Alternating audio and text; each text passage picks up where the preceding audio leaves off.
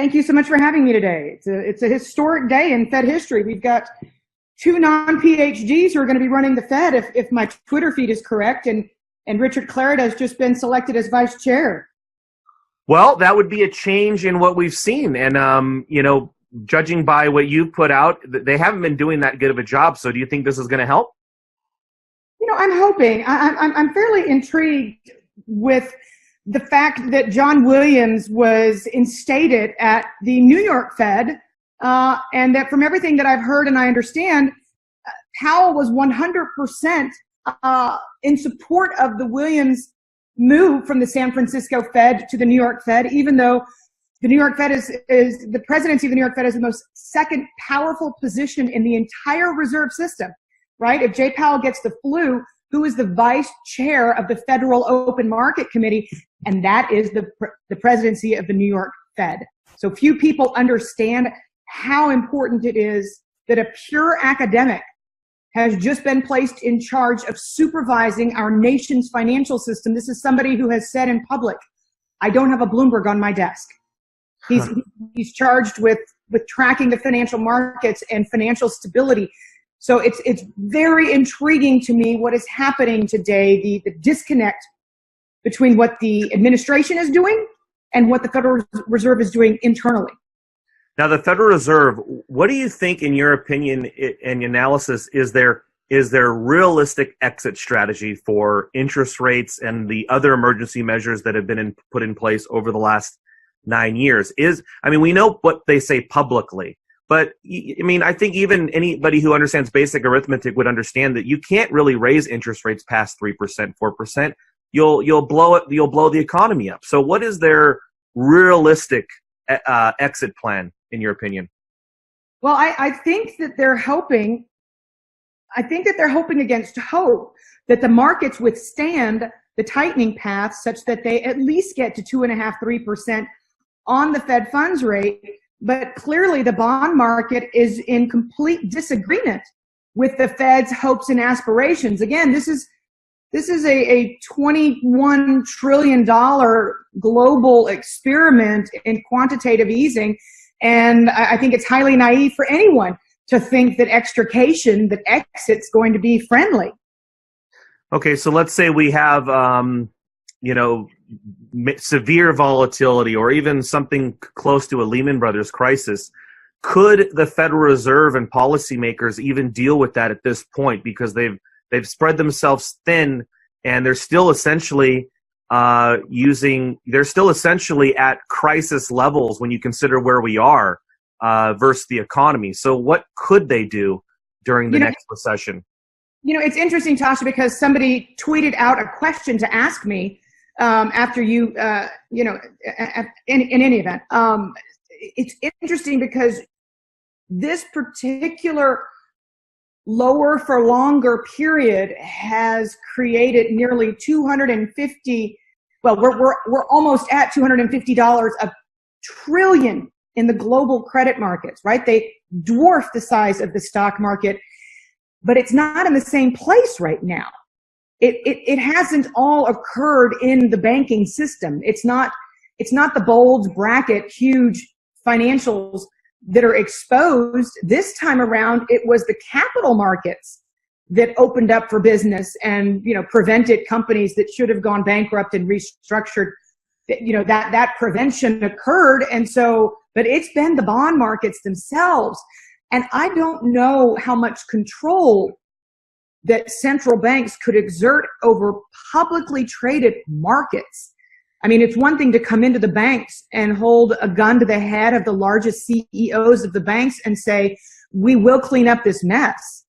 But because of Dodd-Frank, we don't have the same backstops that we once had for the capital markets. And therefore, I don't know that the Fed has even as much control as it had in 2008 and 2009 to stem the damage.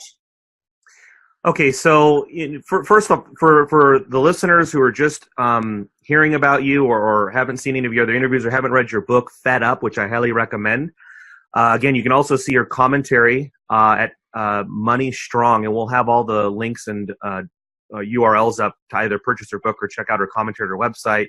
talking to Danielle DiMartino Booth. Danielle, by the way, my name says Tasha because that's my assistant's name on Zoom. So for the audience who would call me Tasha, my name's Daniel. And that's what okay. Daniel and Danielle, this is gonna be easy for us. So we're the Dan and Dan show. Yeah, Danielle. Do you, as first of all, what was your role in the Federal Reserve prior to essentially, I guess, retiring or quitting and starting Money Strong? Well, so I was the advisor. I was an advisor to Richard Fisher on monetary policy. And in the Queen's English, that just means that I monitored every aspect of the financial markets on his behalf. And before he would go off to every FOMC meeting, I would brief him on where I felt the markets were, whether you're talking about private equity, the public markets, commercial real estate, the full gamut. So I followed Richard Fisher in, and I did not fit in among the bureaucrats, let me tell you. Mm-hmm. So the minute he retired, I followed him right back out of the Fed. And what I do at Money Strong is essentially the same thing that I did for Richard Fisher, but I do it for the public. And that is that I monitor the financial markets and I look for signposts that suggest inflection points are upon us. Clearly 2017, the only signpost was complacency. And in 2018, we have all kinds of different signals that we're getting on a daily basis. So we've literally gone from being in a comatose state to being somewhat manic in the space of a few months. What signposts are you seeing right now? Well, what I'm following the most closely is actually the 2-year Treasury note. Yields on that 2-year keep ticking up. And I'm looking for signs of yield curve inversion, but more than that, it's fascinating to me to follow what's happened with LIBOR, right? The shortest term rates out there, and to see the Fed effectively chasing LIBOR upwards. It's as if the tail is wagging the dog. But I'm watching that 2-year Treasury. We're at 46 basis points. We're at a 10.5-year low on the difference between short and long rates. And that is about as clear of a signal as you can possibly get, again, in a world where central banks have been buying up so many securities that it's very difficult to try and find signals in that kind of an environment. Yeah, so everything's been distorted. And, so do you keep in touch with anybody there? Do you feel that they're also focused on the same things you're looking at right now? And are they responding in such a way that could actually be helpful? Well, I do actually think that policymakers right now are paying attention to the yield curve. Jay Powell mentioned it in his first press conference, which lasted all of 43 minutes, because he's not messing around. He's not talking models. He's not using jargon. He's not trying to intentionally confuse anybody. But he said he was paying attention to the yield curve, and I believe him. He's a man who comes from a background in banking and finance and private equity. He understands what all these things mean, and he'll also be a wise enough soul to follow what companies are saying. He started the Industrials Group at the Carlyle. So he speaks to CEOs all the time, and I'm sure he's hearing anecdotes about how their input costs are going through the roof and how difficult it is increasingly to source skilled labor. That translates into wage inflation, regardless of what the core PCE may or may not be saying. I think Powell's much more of a pragmatist, and I think that he is paying attention to a lot of what's going on in the markets. That's his language. When you were at the Fed, or do you believe the Fed from your observations, do they pay any attention to the gold price when it comes to inflation, or do they really only focus on these completely distorted CPI numbers that they've created? Well, when I was on the inside, there was certainly a solitary focus on a broken metric. The problem with gold, though, is that in inflationary and in deflationary times, it has outperformed. So it's not a pure reflection that I think a lot of people tell themselves that it is. Mm-hmm. What it is, however, especially in a world of quantitative easing and central bank-led distortions in market, what gold is, however, is the one place to hide when correlations line up between every other asset class. So it is the ultimate safe haven. So I would suspect that any savvy central banker would certainly pay attention to that, because it is a signal to them that potentially central banks are losing control. Do central banks see gold as money or a monetary competitor? You know, I think that the central banks are going to follow electronic currencies as a matter of national security, but they don't think of gold the way gold bugs think of gold at all. Okay. And then on the inflation front, are we going to see severe price inflation over the coming years? I mean, you've got tax cuts, you've got the economy seems to be, stimulated from every source, whether it's the federal government, the deficit spending, which could also be deflationary at some point, but also what the Fed's doing. I mean, are we going to see inflation that a lot of people have forecasted? I think we are going to see inflation over the medium term. There was something very remarkable that came out in the most recent release of the Fed minutes, and that is that not a single member of the FOMC saw downside risks to inflation. That is the first time that that's happened since record keeping began in 2011. So what that is telling you is that there is universal consensus on the FOMC that there are upside risks to inflation.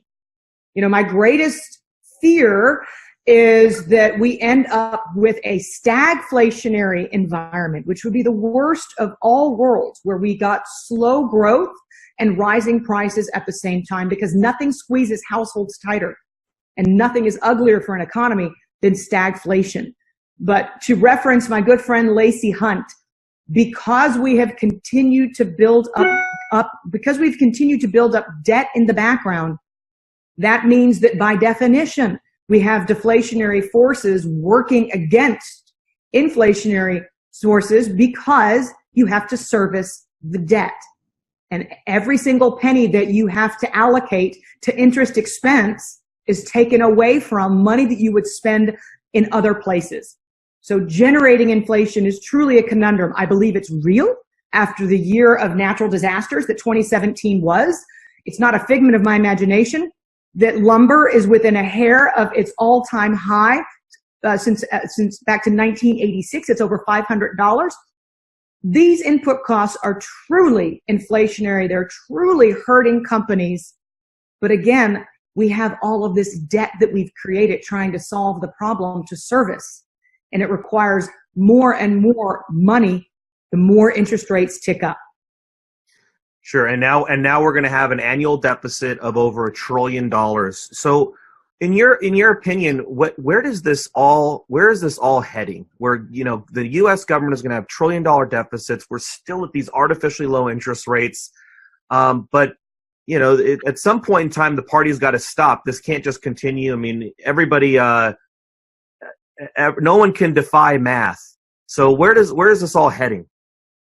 Well, it's interesting you say no one can defy math, because I think a lot of Keynesian economists will tell you that they can outlaw the rules of nature themselves, and that all of the world's debtor nations can come to a gentleman's agreement to monetize the debt across the board, and that this is the ultimate way out. When I hear those things, it scares the heck out of me. And the only thing I would say to the Keynesians, and the idea that the rules of math can be rescinded permanently, and we can just monetize the debt away. Forget about inflation. We can just make it go away. The only thing I would say is that the inequality issue globally, and I'm not conflating issues here at all, I promise, but that the inequality issue globally is such that when you manipulate things to too great of an extent against a backdrop of record inequality, you're playing with fire, and the risk is that a de facto currency war turns into an actual hot war. All hot wars begin based on some kind of economic misalignment that affects increasingly higher numbers of people, and that's where we are today. Do you think Chairman Powell and the President of the United States and his inner circle of economic advisors Do you think they understand the scale and size of the situation that's in front of them? You know, I hope that that is the case. All they have to look back on to guide them is history. And that was $70 trillion of debt ago. So worst case scenario that our leaders have to go by is debt that was about 150 trillion back in 2007. But since then, we've tacked on an additional $70 trillion of debt and counting. So I don't know that any leader, I don't know that any market watcher, I personally certainly cannot say what should guide leaders in a world that is truly, it is different this time. And I hate that cliche more than any other out there, but mathematically it is different.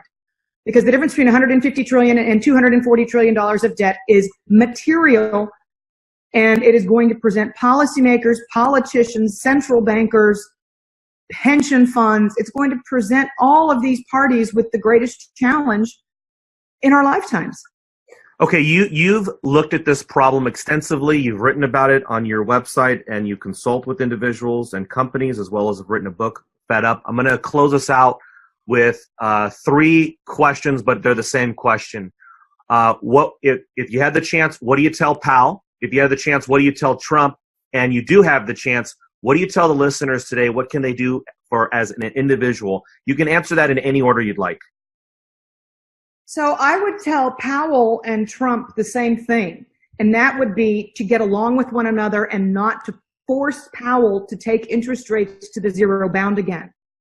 To use 2% as a new floor, because the distortions introduced because of zero interest rate policy far outweigh the benefits in the long term.